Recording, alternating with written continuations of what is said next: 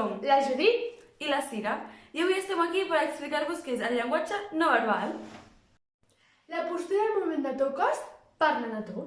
Depèn de quines expressions facis amb la cara o expressar amb el teu cos, és el que voldràs comunicar o transmetràs a l'altra persona.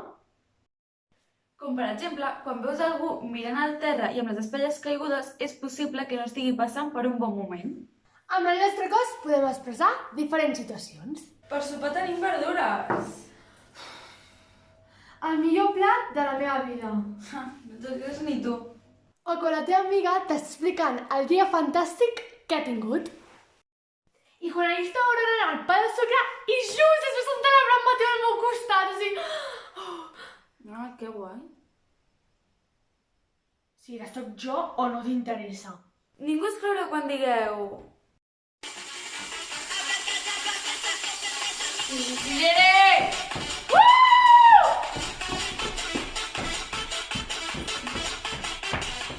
M'ho estic passant molt malament! M'estic avorrint molt! Cira i Judit, sóc jo o us esteu passant pipa?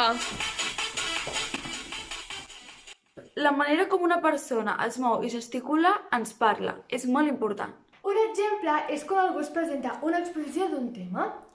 Si tu vols que el públic estigui interessat i atent amb el que estàs explicant, no és el mateix explicar-ho d'aquesta forma. Gràcies per la vostra atenció. Espero que us hagi agradat. Si teniu dubtes, aixequeu la mà i us els responc. Com d'aquesta altra. Moltíssimes gràcies per la vostra atenció, espero que us hagi agradat i si teniu dubtes, preguntes, etc., estic aquí per respondre-les. En conclusió, a part de la nostra veu que tenim per comunicar-nos, és igual d'important la nostra expressió corporal.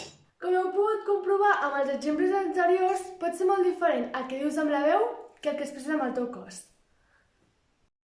Gràcies per escoltar-nos, ens veiem aviat. Vosaltres també podeu participar en el concurs Ja tinc la paraula. Adeu!